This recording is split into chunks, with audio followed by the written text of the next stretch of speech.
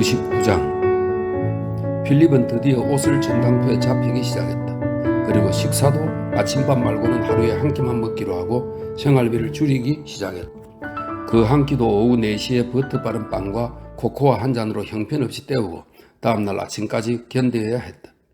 밤 9시쯤에는 배가 고파서 참기 어려웠으므로 잠을 잘 수밖에 없었다. 로우슨에게 돈을 빌려볼까도 했으나 거절당할지도 모른다고 생각하고 그만두었다. 그 뒤 결국은 5파운드를 구워달라고 했더니 로우슨은 쾌히 구워주는 대신 이렇게 말했다. 일주일 뒤엔 돌려줄 수 있겠지? 사진틀 장수에게 치러야 할 것이 있어서 말이야. 요즘은 나도 아주 힘들거든. 일주일 뒤에 돌려주지 못할 것이 뻔했다. 그러면 로우슨이 어떻게 생각할까? 필립은 그것이 창피스러워서 이틀쯤 지난 뒤엔 그 돈을 그대로 도로 갖다 주려고 갔다. 로우슨은 막 점심을 먹으러 나가려던 참이었으므로 함께 가자고 권해주었다. 그러나 음식다운 음식을 먹게 된 것이 너무나 기뻐서인지 음식이 좀처럼 먹히지가 않았다. 일요일에는 아델린의 애만 찾아가면 틀림없이 푸짐히 대접받을 것이다. 차마 이번 사건에 관해서 아델린의 사람들에게 이야기할 용기는 나지 않았다. 아델리의 가족 전부가 필립은 웬만큼 산다고 생각했으므로 만약 여기서 빈털터리라는 것을 알게 된다면 만나길 꺼려하지 않을까 두려웠던 것이다.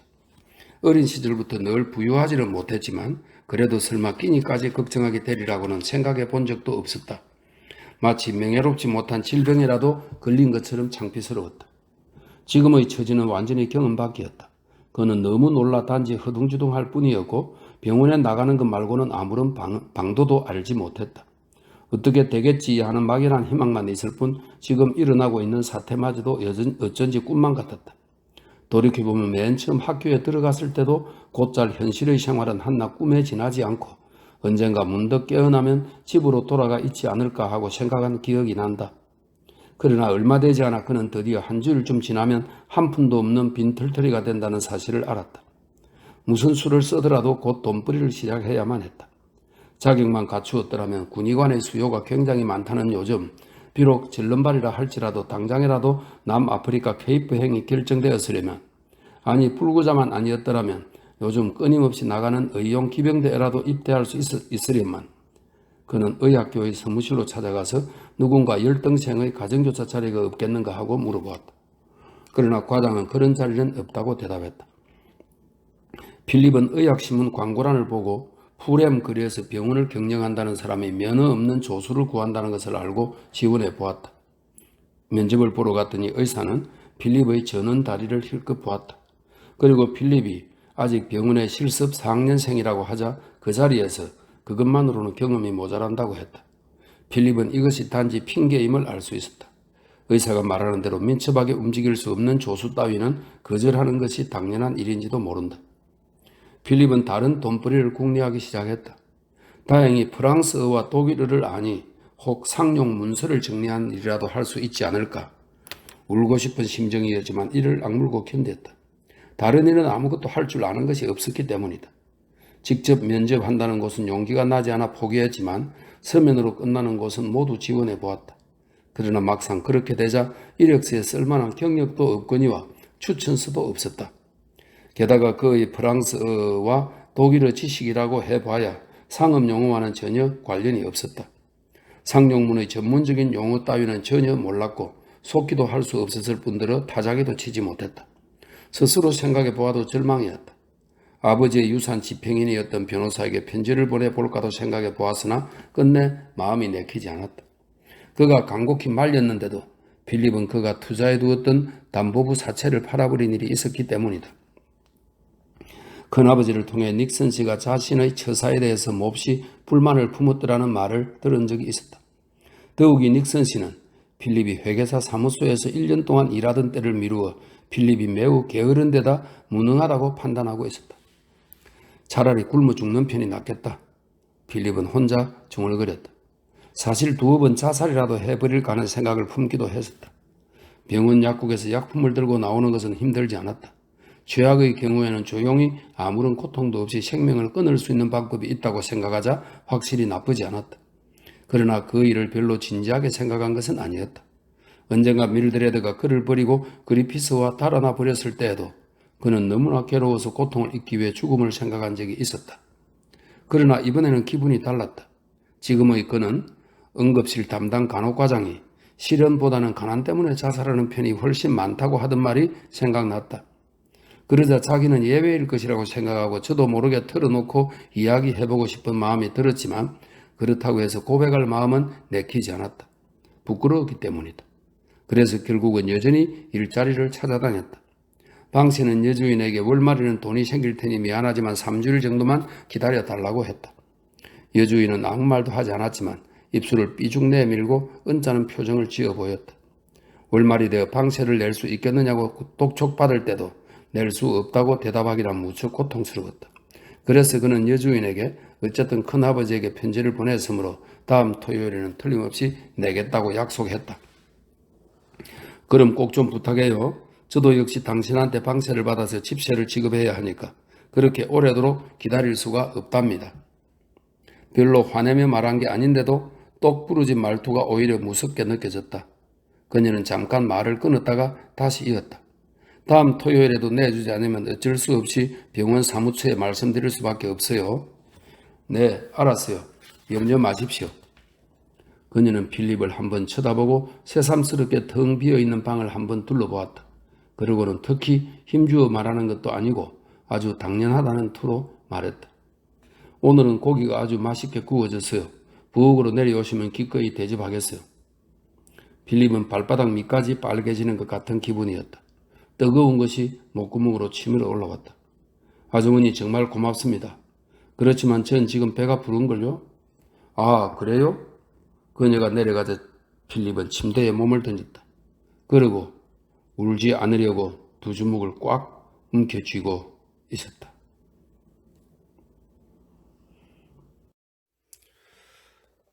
백장, 드디어 100번째 글을 읽게 되네요. 네. 토요일, 방세를 내겠다고 약속한 날이다. 일주일 동안 어떻게 되지 않을까 하고 내심 기다렸으나 도무지 취직도 되지 않았다. 여태까지 이렇게 진짜로 어려워 본 적은 없었으므로 완전히 침착성을 잃어버리고 무엇을 어떻게 해야 할지 갈피를 잡지 못했다. 게다가 언제나 마음 한구석에는 아직 모두가 터무니없는 속임수 아닐까 하는 생각조차 있었다. 이제 남은 것이라고는 동전 몇 입뿐이었다. 당장 없어도 될 양복은 모조리 팔아버렸다.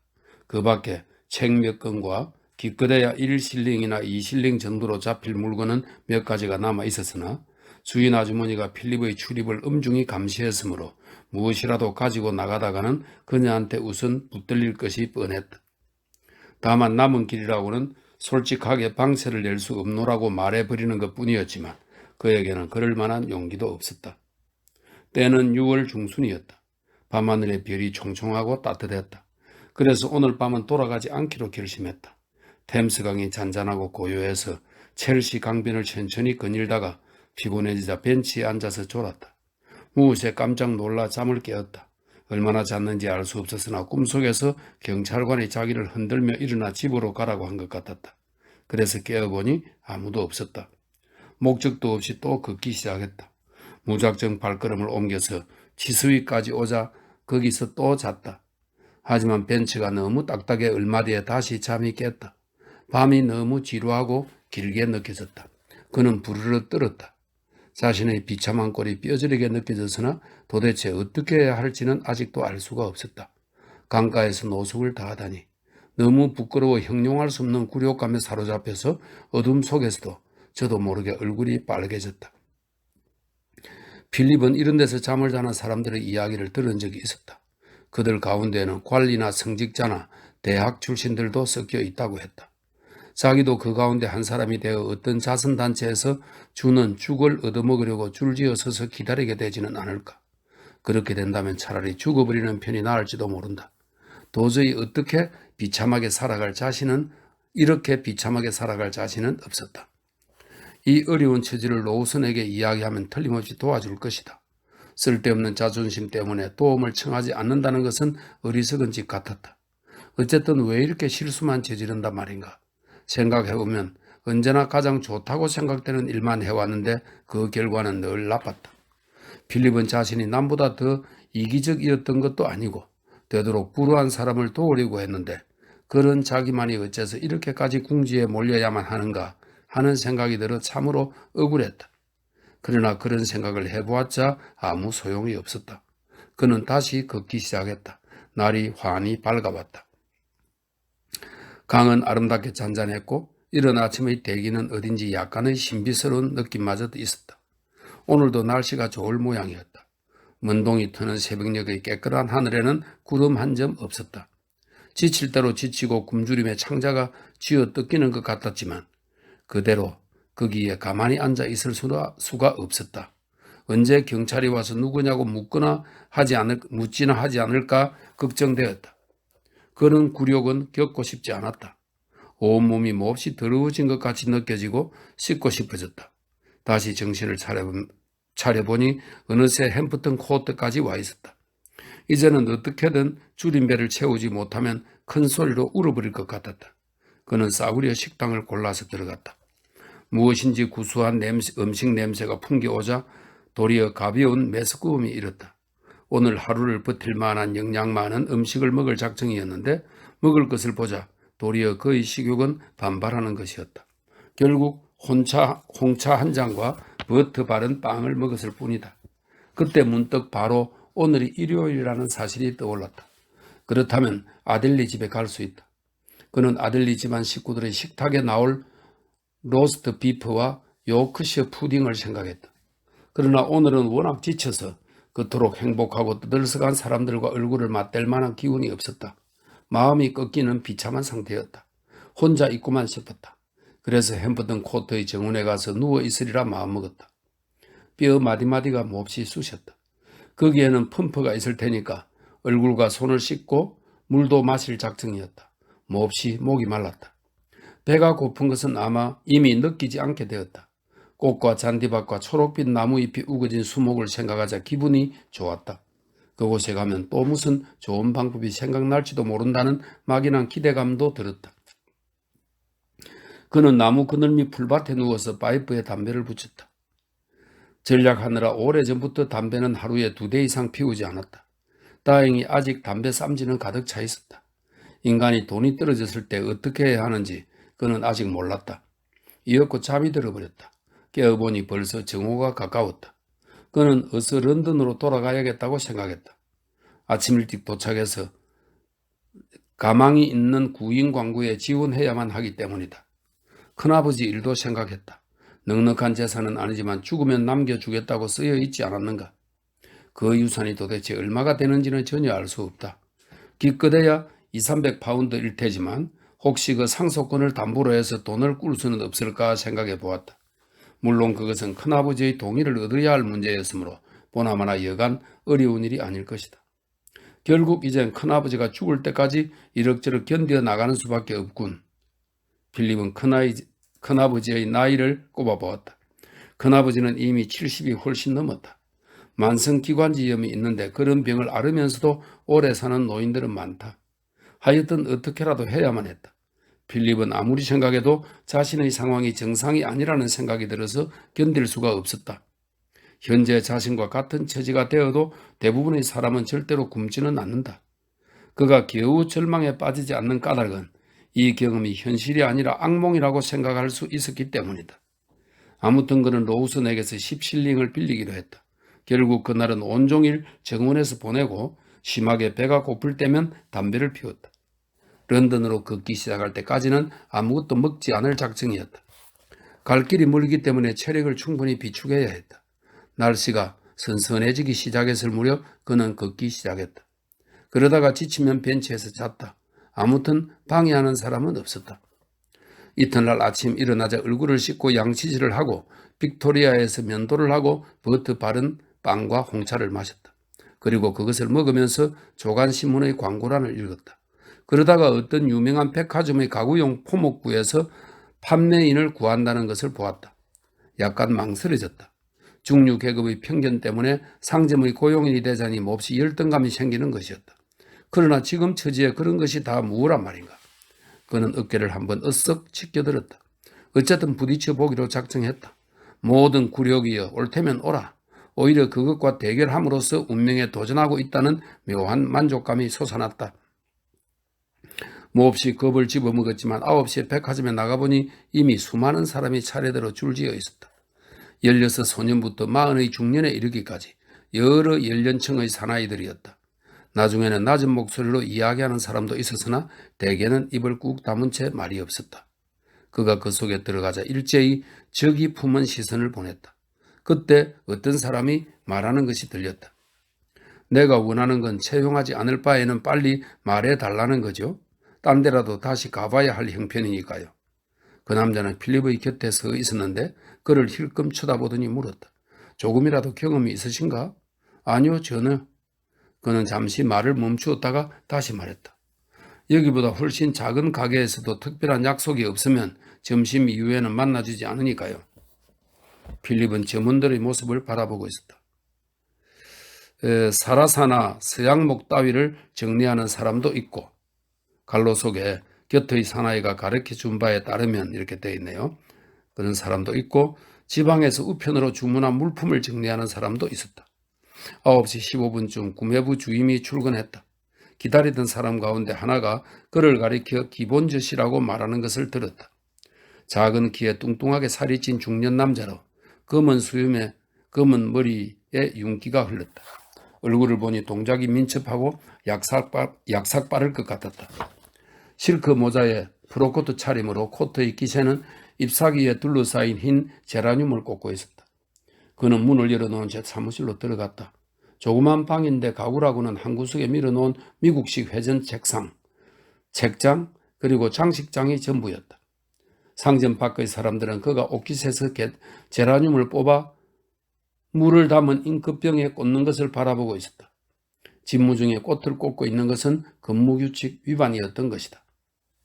잽싸게 이 중력의 비율을 맞추려는 점원들은 하루 종일 이 꽃을 칭찬했다. 우리 집 밖에 제라늄 있다 이거. 저 꽃을 딱 달고 오네. 달기가 좋은 꽃이다. 꽃만 딱 되면. 이렇게 훌륭한 꽃은 처음 보는데요. 설마 손수 가꾸신 것은 아니겠죠? 아니야, 내가 가꾼 거야. 그는 빙그레 웃고 맑은 눈에 자랑스러운 듯한 빛을 띄었다. 그는 모자를 벗고 윗옷을 갈아입고는 먼저 우편 물통 뭉치들을 쭉 훑어보고 나서야 겨우 기다리는 구직자들에게 눈길을 돌렸다. 그가 손가락을 들어서 가볍게 신호하자 줄 맨 앞의 사나이가 안으로 들어갔다. 한 사람 한 사람 그의 앞으로 가서 질문에 대답하는 것이었다. 기본주치는 활달한 태도로 질문했고 묻는 내내 구직자들의 얼굴을 빤히 들여다보았다. 나이는, 경험은 무슨 이유로 먼저 직장을 그만두게 되었지요? 얼굴빛 하나 변하지 않고 대답을 들었다. 드디어 필립의 차례가 되자 어쩐지 기본주씨가 의아스러운 눈길로 그를 보고 있는 것 같아서 견딜 수가 없었다. 그러고 보면 필립은 옷차림도 말쑥했고 학력도 좋아 다른 사람들과는 달라 보였는지도 모른다. 경험은 실은 별로 없습니다만 그럼 안 되겠소. 필립은 사무실을 뛰어나왔다. 면접이 생각했던 것보다 훨씬 간단히 끝나서 특별히 실망하지는 않았다. 그렇게 갑자기 지원해서 일자리를 붙들려고 한 것은 뻔뻔스러운 일이다. 아직 신문을 손에 쥐고 있었으므로 다시 한번 구인란을 살펴보았다. 홀본의 어떤 상점에서도 판매원을 구하고 있었다. 필립은 거기에도 가보았다. 그러나 이미 딴 사람이 결정된 뒤였다. 오늘 무엇이라도 먹으려면 로우슨이 점심을 먹으러 나가버리기 전에 그의 아뜰리에로 찾아가야 했다. 그래서 그는 브롬튼 거리를 지나서 요번저로우 쪽으로 걸었다. 난 월말까지는 파산한 거나 마찬가지로 빈털터리 신세인데 말이야. 필립은 기회를 붙잡아 불쑥 이야기를 끄집어냈다. 10실링 정도 빌려줄 수 있겠어? 돈 얘기를 한다는 것은 예상보다 어려웠다. 병원 사람들이 처음부터 돌려줄 생각은 전혀 없으면서 마치 은혜라도 베푸는 듯한 표정으로 그에게서 돈을 빌려가던 그 뻔뻔스러운 태도를 그는 생각해냈다. 좋고 말고 그게 뭐 어렵겠어? 로우슨이 말했다. 그러나 막상 주머니를 뒤지자 그도 8실링밖에 없었다. 필립은 실망했다. 그럼 하는 수 없지. 5실링만 빌려줘. 필립은 아무렇지도 않은 것처럼 가볍게 말했다. 그럼 이거라도. 필립은 먼저 웨스트민스터의 공동목욕탕에 가서 6펜스를 내고 목욕을 했다. 다음에는 아무 생각 없이 식사를 했다. 그러나 오후부터는 대체 무엇을 해야 좋을지 알 수가 없었다. 누가 무슨 말이라도 물어올지 모른다는 생각되자 병원에는 돌아가고 싶지 않았다. 이제는 그곳에도 그가 할 일은 없었다. 그가 근무하던 두세 곳에서는 어쩐지 그가 오지 않는지 궁금해하겠지만 뭐라고 생각하든 상관없었다. 멋대로 생각하라지. 아무 말도 하지 않고 그만둔 학생이 그가 처음도 아닐 터였다. 그는 공공도서관에 가서 지칠 때까지 신문을 읽었다. 그리고 스티븐슨의 신 아라비안 나이트를 빌렸으나 아무래도 제대로 읽히지 않았다. 문장이 모조리 그냥 지나쳐버릴 뿐 머릿속에 있는 것은 여전히 자신의 비참한 처지뿐이었다. 결국 한 가지 생각만 줄곧 하고 있었고 그것 때문인지 자꾸 머리가 아팠다.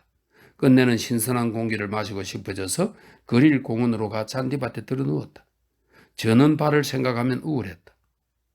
그것 때문에 전쟁에도 나가지 못하는 것이다. 꾸벅꾸벅 조는 동안 그는 벼랑간 다리가 완전히 나아서 의용 기병대에 입대하여 케이프에 가 있는 꿈을 꾸었다. 신문에서 흔히 본 그림들이 꿈의 재료가 되었던 모양이다. 군복을 입고 벨드 강 기슭에서 전우들과 함께 모닥불을 둘러싸고 있는 자신의 모습을 보았다. 눈을 떴을 때는 아직 주위가 환했고 얼마 뒤 빅벤이 7시를 치는 것이 들렸다. 앞으로 12시간을 아무 할 일도 없이 보내야만 했다. 길고 끝없는 밤이 두려웠다. 아침에는 구름이 낮게 드리워져 있었고 금방이라도 비가 내릴 것만 같았다. 침대가 있는 싸구려 하숙집에라도 가는 수밖에 없었다. 쾌적한 침대에 숙박료는 6펜스. 이러한 싸구려 하숙 광고는 램버스 근방의 간판 따위에서 자주 봤었다. 그러나 들어가 본 일은 한 번도 없었고 게다가 메스꺼운 냄새와 빈대 따위도 두려웠다. 될 수 있으면 차라리 한 대잠을 자고 싶었다. 폐문이 될 때까지 공원에 있다가 다시 걷기 시작했다. 몹시 지쳤다. 차라리 사고라도 나면 좋겠다는 생각이 들었다. 병원에 실려가면 그대로 두세 주일 동안은 깨끗한 침대에서 잘 수 있지 않은가. 한밤중이 되자 어찌나 배가 고픈지 먹지 않고는 조금도 움직일 수가 없었다. 그래서 하이드파크 코너의 커피숍으로 가서 감자 2개와 커피 한 잔을 마셨다. 그리고 또다시 걷기 시작했다. 불안해서 잠을 잘 수가 없었다. 경찰에게 끌려갈까봐 잠시도 마음이 놓이지 않았다. 이제는 경찰을 보는 눈이 좀 달라지기 시작한 것을 깨달았다. 밖에서 한 대잠을 자는 것이 이로써 벌써 사흘째였다. 이따금 피카디리의 벤치에서 쉬다가 새벽녘에는 템스 강변으로 나갔다. 15분마다 울리는 빅벤의 소리에 귀를 기울이면서 중심지가 잠에서 깨어나려면 시간이 얼마나 남았는지 계산해 보았다. 날이 새자 그는 우선 동전 2서너 개를 들고 채비를 하고는 광고를 보기 위해 신문을 사고 또다시 일자리를 찾아 나섰다. 그로부터 며칠 동안은 이렇게 하면서 살아갔다. 제대로 먹지 못해서 기력도 점점 잃었고 어차피 가망조차 없어 보이는 취직을 하려고 다닌다고 생각하자 이젠 걸을 힘도 없어졌다. 혹시나 하고 취직될 것을 바라며 종일 상점의 뒷문에서 오래오래 기다리는 일에도 또 단 한마디로 거절당하는 일에도 제법 익숙해졌다. 광고를 보고는 온 런던을 두루 다녔고 이제는 자기처럼 헛되이 직업을 구하려고 다니는 사람들 가운데 낯익은 얼굴까지 생기게 되었다. 그 가운데는 친숙한 것처럼 말을 걸어오는 이도 있었다. 그러나 필립은 너무 피곤하고 지쳐서 그러한 호의를 받아들일 만한 마음의 여유가 전혀 없었다. 5실링의 빚이 있다는 생각 때문에 그 뒤로는 로우슨도 찾아갈 수가 없었다. 의식까지 흐려져서 분명하게 사물을 판단할 힘조차 없어지고 까짓것 이제는 무엇이라도 오려거든 오더라 하는 것 같은 자포자기에 빠져버렸다. 울기도 많이 울었다. 우는 것도 처음에는 화나고 스스로 생각해도 창피스러웠으나 그러는 동안에 그것이 하나의 위안이 되어 어쩐지 배고픔까지도 잊게 해주는 듯 느껴졌다. 새벽에는 매우 추워서 괴로웠다. 어느 날 밤 속옷을 갈아입으려고 자기 하숙방으로 돌아간 일이 있었다. 모두 잠들었을 3시쯤 살며시 기어들어가서 5시에는 다시 나왔다. 그 사이 잠깐 침대에 올라가 누워보았더니 그 보드라움이란 마치 꿈속 같았다. 온몸이 뼘마디마다 아프고 쑤셨으나 그래도 누워있는 동안만은 그 쾌감에 취한 것 같았다. 너무나 기분이 좋아서 잠을 자버리기 아까울 정도였다. 이젠 굶는 것도 습관이 되어서 배고픔도 그다지 느끼지 않았다. 다만 온몸이 힘이 없고 무거울 뿐이었다.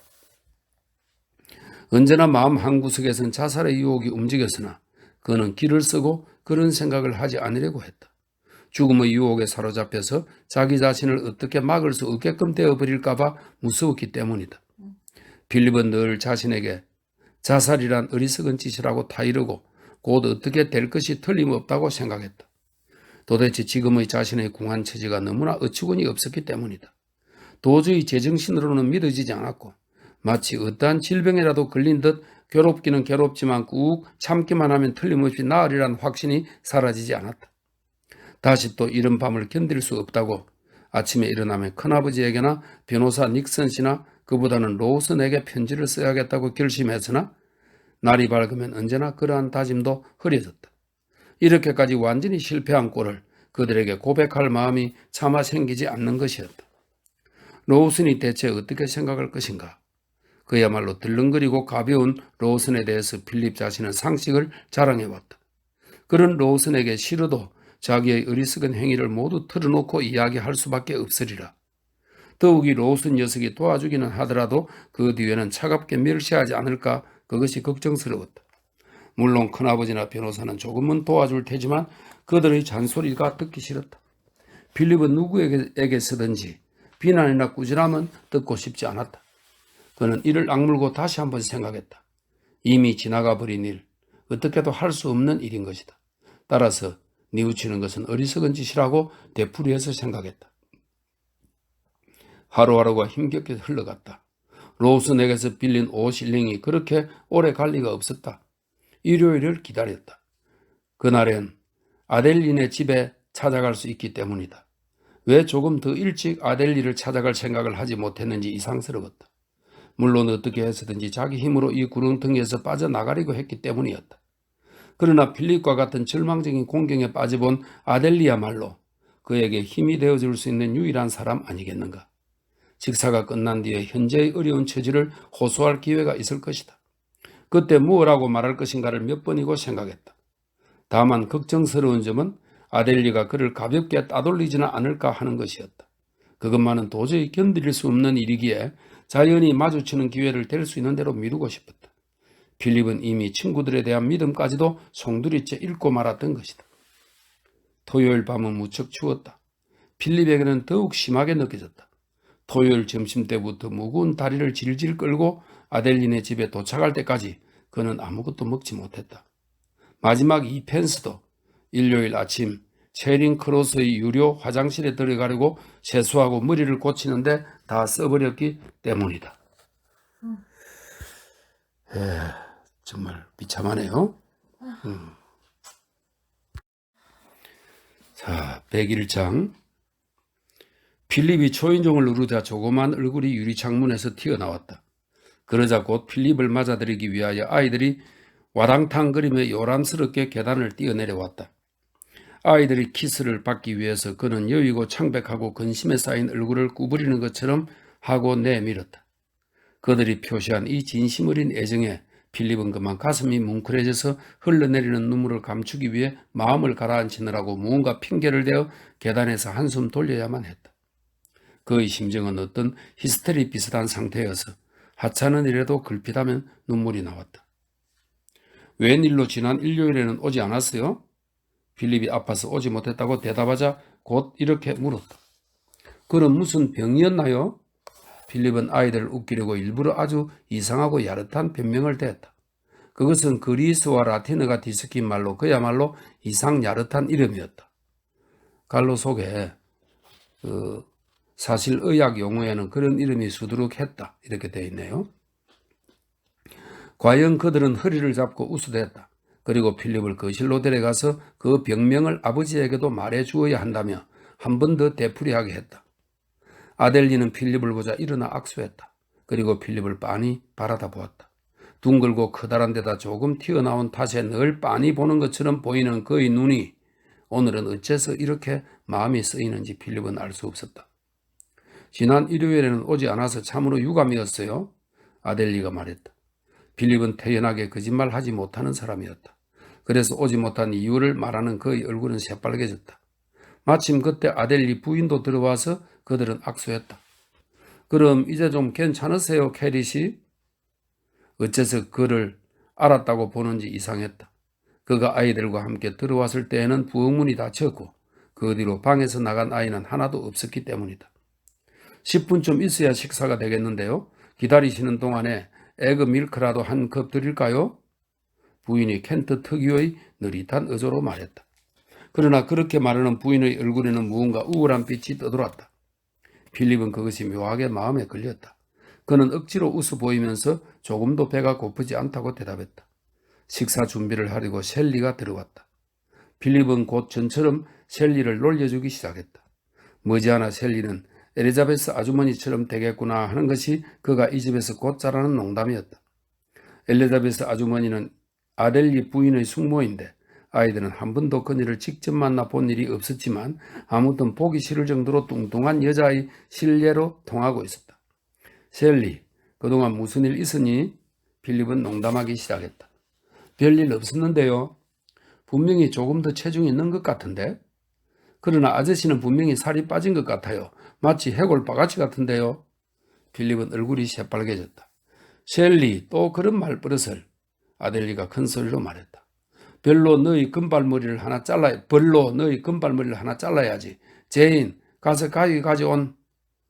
그렇지만 아버지, 아저씨는 진짜로 빼빼 마르셨잖아요. 가죽하고 뼈밖에 남은 것 같지 않은걸요.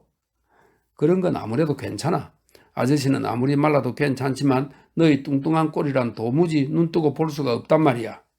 그렇게 말하면서 아델리는 자랑스러운 듯이 셸리를 안고 감탄하는 것 같은 눈매로 딸을 바라보았다. 아빠, 식사 준비를 해야겠는데요. 내가 이렇게 태평한 건 내가 뚱뚱해도 아무 상관없다는 사람이 있어서 그래요. 아, 이것이? 아델리는 좀 과장되게 팔을 휘두르면서 말했다. 이놈이 어느새 아비에게 말대답을 한단 말이야. 홀본에서 보석상을 하는 레비의 아들 조셉이란 녀석이 청혼해 왔거든요. 어림도 없지. 그래서 셸리는 그러겠다고 했니? 필립이 물었다. 어머나, 우리 아버지가 어떤 분인지 아직도 모르실 리는 없을 텐데요. 그런 말은 아주 새빨간 거짓말이에요. 그게 청혼한 것이 아니라면 좋아. 나는 성 조지와 메리 잉글랜드를 걸고라도 맹세하겠어. 조셉이란 놈의 코를 잡고 말이야. 도대체 어떤 속셈인지 당장 대답하도록 하마. 그만 앉으세요. 식사 준비는 다 됐어요. 그때 부인이 얼굴을 내밀고 말했다. 자, 너희는 가서 손을 깨끗이 씻고 와. 꾀를 부려도 소용없어요. 내가 일일이 검사하고 나서 먹게 할 테니까 자, 꾸물거리지 말고. 필립은 틀림없이 자기가 개걸스럽게 먹을 것이라고 걱정했으나 막상 먹기 시작하니까 위가 받아들이지 않아서 거의 아무것도 입에 댈 수가 없었다. 머리가 멍해져서 아델리가 다른 날과는 달리 오늘따라 아주 말이 없는 것조차도 눈치채지 못할 정도였다. 이렇게 즐거운 과정에 편안히 앉아있는 것은 확실히 구원받은 일임에 틀림없지만 그래도 때때로 창밖을 내다보고 날씨 걱정을 할 수밖에 없었다. 밖은 폭풍우가 휘몰아치고 있었다. 좋던 날씨가 나빠져서 추워지고 차가운 바람이 불고 있었다. 거센 빗발이 이따금 유리창을 때렸다. 필립은 오늘 밤은 어떻게 할 것인가 하고 망설였다. 이 집 사람들은 일찍 잠으로 10시가 지나면 있을 수가 없었다. 비바람치는 어두움 속으로 나가야 한다고 생각하니 마음이 한없이 우울해졌다. 밖에서 혼자 있을 때는 그렇지 않았는데 이렇게 따뜻한 사람들에게 둘러싸여 있으니 도리어 두렵게만 생각되었다. 이른 밤에도 한대잠을 자는 사람들은 얼마든지 있을 거라고 스스로 마음을 달랬다. 이야기하는 것으로 억지로 마음을 얼버무리려고 했으나 대화 도중에도 유리창을 심하게 때리는 비바람 소리를 들으면 저도 모르게 깜짝깜짝 놀랐다. 마치 사물의 날씨 같군. 이런 날 영국 해협을 건너가자고 하다니 좀 참아주었으면 좋겠는걸. 아델리가 말했다. 이윽고 식사가 끝나자 셸리가 들어와서 식탁을 치웠다. 싼 것이지만 한 대 피우세요. 아델리가 시가를 권했다. 필립은 그것을 한 대 빨아서 불을 붙여 깊이 빨아 마셨다. 마음이 싹 풀리는 것 같았다. 셸리가 식탁을 다 치우고 나가려 하자 아델리는 문을 꼭 닫고 가라고 일렀다. 자, 이제는 방해할 사람도 없어요. 부를 때까지 아이들을 들여보내지 말라고 베트에게 말했으니까요. 그가 필립 쪽을 향해서 말했다. 필립은 깜짝 놀라서 그의 얼굴을 바라보았다. 필립이 그 말의 의미를 생각하는 동안에 그는 늘 하던 버릇대로 안경을 콧등에 걸면서 말을 이었다. 실은 말이요. 지난 일요일에 난 당신에게 편지를 보냈어요. 무슨 일이 있는가 하고. 그런데 도무지 답장이 없기에 수요일 당신 하숙으로 찾아갔었죠. 필립은 아델리의 얼굴을 외면한 채 대답하지 않았다. 심장이 심하게 고동치기 시작했다. 아델리도 잠깐 아무 말이 없었다. 얼마 지나지 않아 필립은 도무지 그 침묵이 견딜 수 없어졌다. 그러면서도 무엇라 말해야 할지 알 수 없었다. 그랬더니 하숙집 여주인이 말하기를 지난 토요일 밤부터 들어오지 않는다더군요. 그리고 또 지난달 방세도 아직 받지 못했다 하고 도대체 이 한 주일 동안 어디서 잤소? 필립은 대답하기가 괴로워 그저 창밖을 가만히 내다보고 있다가 말했다. 그저 별 때도 아닙니다. 찾으려고 무척 애를 썼어요. 그건 또 왜요? 패티와 나도 한때는 무척 가난했었죠. 의사 선생님의 처지와 다른 것이 있다면 그때 우리에게는 내팽개쳐 둘 수 없는 어린 것들이 달려 있었단 말입니다. 왜 곧바로 우리 집에 와주지 않았어요? 차마 올 수가 있어야지요. 필립은 하마터면 울음이 나올 뻔했다. 힘이든 뭐든 모조리 빠져버렸다. 감정을 누리려는 것처럼 눈을 지그시 감고 눈썹을 찌푸렸다. 쓸데없는 참견처럼 생각되어서 갑자기 화가 치밀기도 했으나 그렇다고 해서 화를 낼 기력도 없었다. 이윽고 그는 흥분하지 않도록 눈을 감은 채 지난 몇 주일 동안에 일어난 일들에 대해서 이야기하기 시작했다. 생각할수록 어이없는 자초지종인 만큼 한층 더 이야기하기가 어려웠다. 아델리도 자기를 무척 바보 같은 놈이라고 생각할 것이 틀림없었다. 그런데 이야기가 끝나자 아델리가 말했다. 그럼 일자리가 생길 때까지 우리 집에서 같이 있읍시다. 필립은 자기도 모르게 또다시 얼굴을 붉혔다. 대단히 감사합니다만 그럴 수는 없습니다. 그건 또 왜요? 필립은 대답하지 않았다. 폐를 끼치기 미안해서 본능적으로 거절했던 것이다. 그는 남의 호의를 얼른 받아들이지 못하는 소심한 천성이 있었다. 또 아델리네도 그날 겨우 벌어먹는 처지인데다 식구가 많아 도저히 손님까지 받아들일 만한 방도 없거니와 돈도 없다는 것을 필립은 너무나도 잘 알고 있었다. 아니 꼭 우리와 함께 있어야 해요. 도프를 제 동생과 함께 자라하고 의사선생이 그 침대를 쓰면 되니까요. 식구 하나가 늘었다고 살림이 더 들 정도는 아닐 테니 걱정 말아요. 필립은 무엇라고 대답해야 할지 몰랐다. 아델리는 문 쪽으로 가서 아내를 불렀다. 그리고 그녀가 들어오자 말했다. 여보, 캐리 씨가 우리 집에 와 계시게 됐구려. 참 잘 됐군요. 그럼 제가 가서 침대를 준비하겠어요. 정말 착한 사람들이네. 부인은 당연히 그래야 한다는 것처럼 진심으로 친절하게 말했다. 필립은 마음속 깊이 감격했다. 그는 지금까지 남의 친절 따위는 기대하지 않았었다. 그런 만큼 아델리 부부에게서 이렇게 친절한 대접을 받고 보니 오히려 더더욱 감격하지 않을 수 없었다. 커다란 눈물방울이 두 뺨 위로 흘러내리는 것을 어쩔 수가 없었다. 아델리 부부는 필립을 위해 이것저것 준비할 것을 물어서 둘이서 의논하면서 완전히 지친 필립이 비참해져 눈물 짓고 있는 것은 전혀 모르는 척 해주었다. 아델리 부인이 방을 나가자 필립은 의자에 쭉 늘어져서 창밖으로 눈길을 보내면서 가볍게 웃었다. 아무튼 이런 날씨에 한 대짬은 그다지 어울리지 않겠군요. 102장 아델리는 필립에게 일자리쯤은 쉽게 구할 수 있을 것이라고 장담했다. 그가 다니는 옷감상에도 매우 크기 때문에 일이 있으리라는 것이다. 린 앤드 셰들리 상회에서도 몇 사람이 최전선으로 갔는데 상회에서는 애국적인 견지에서 입대한 사원들의 자리를 그대로 비워두겠다고 약속했던 것이다. 그래서 입대한 사람들이 하던 일은 당연히 남은 직원들에게 지워졌다. 그렇다고 그들에게 월급을 더 주는 것도 아니었으므로 결국 상회는 애국심 발휘와 경비 절약이라는 두 마리 토끼를 잡는 셈이었다. 그런데 아무래도 전쟁이 오래 이어지고 경기도 나쁘지 않은 데다가 이제부터 곧 휴가철이 다가와 한꺼번에 사원이 몇 사람씩 2주일간의 휴가를 얻게 되면 싫어도 사람을 채워야만 한다는 것이다. 필립은 과연 그런 상황일지라도 지금까지 겪어온 쓰라린 경험에 비추어 볼 때 회사가 자신을 써줄지 그다지 자신이 없었다. 그러나 아델리는 자기는 그래도 상회에서 꽤 대접받는 사람이니만큼 지배인도 자기 말이라면 거절하지 못한다고 우겼다. 특히 필립이 파리에서 미술 공부한 것이 크게 도움이 될 것이라고 했다. 다만 좀 기다려야 할지 모르지만 의상 디자인, 도안이나 포스터를 그리는 좋은 일자리가 틀림없이 있으리란 것이었다. 그래서 필립이 여름철 세일 포스터를 그려서 주었더니 아델리가 그것을 가지고 상회로 갔다.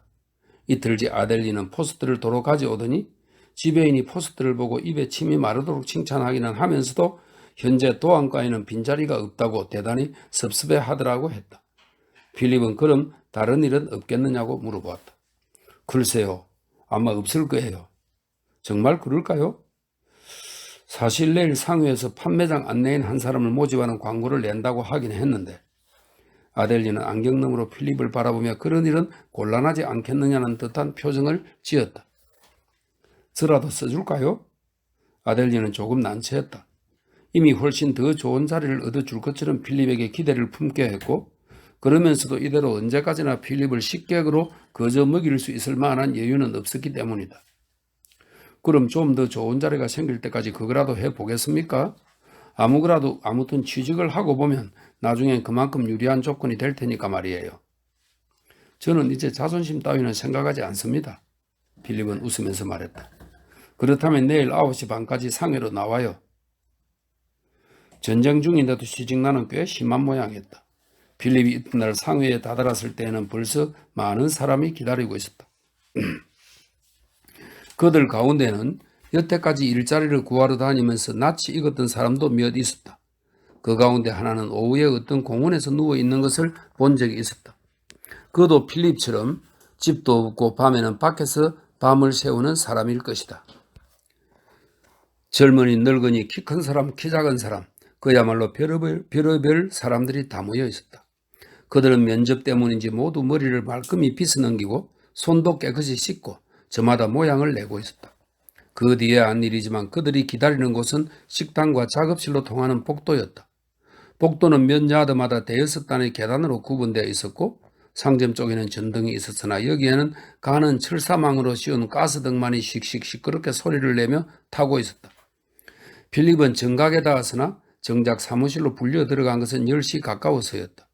그 사무실은 마치 치즈를 잘라서 옆으로 눕혀놓은 것 같이 세목골이었다. 주위 벽에는 코르셋을 입은 여자 그림과 포스트 견본이 2장 걸려 있었다.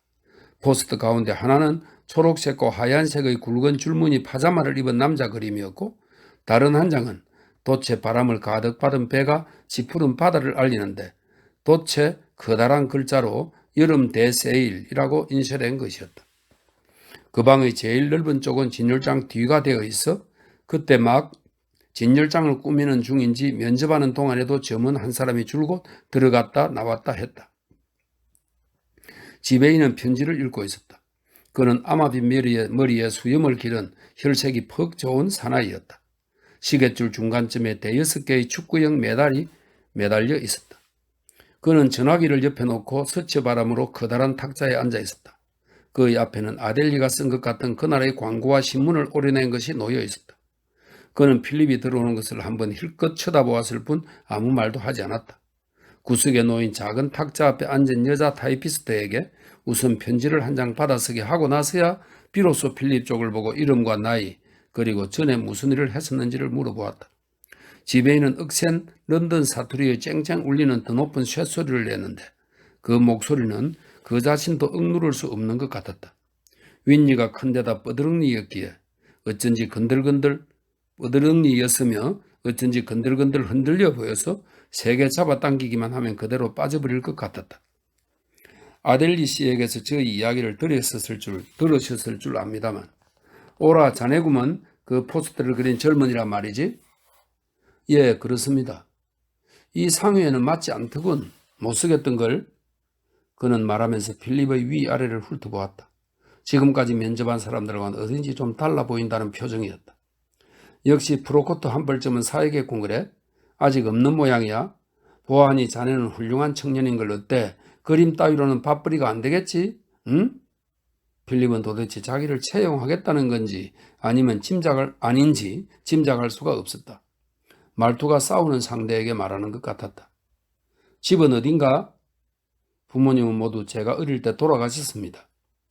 나는 말이야, 자네 같은 젊은 사람들을 도와주길 좋아하지. 지금은 의젓한 과장들이 된 사람이 얼마든지 있어.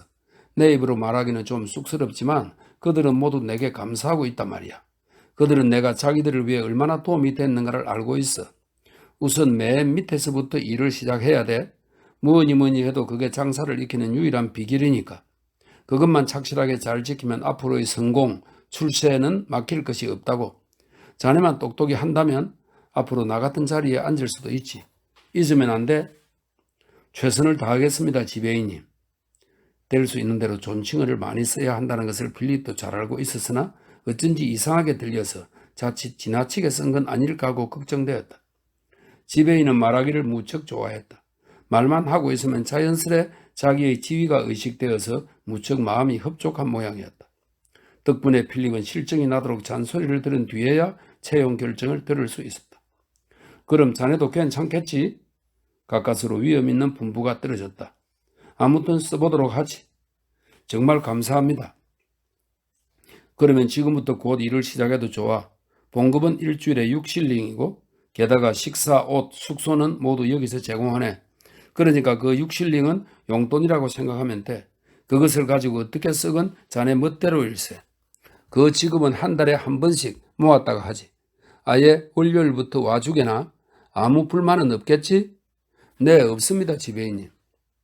해링턴 거리 알겠지? 샤프츠베리 아베뉴 모퉁이. 자네가 거기가 자네 숙소일세. 10번지야, 알겠지? 무엇하면 일요일 밤부터 와서 자도 괜찮아. 그건 자네 좋을 대로 하게나. 일요일에 짐을 옮겨도 좋고. 지배인은 고개를 한번 끄덕하더니 말을 맺었다. 그럼 자 실례하네.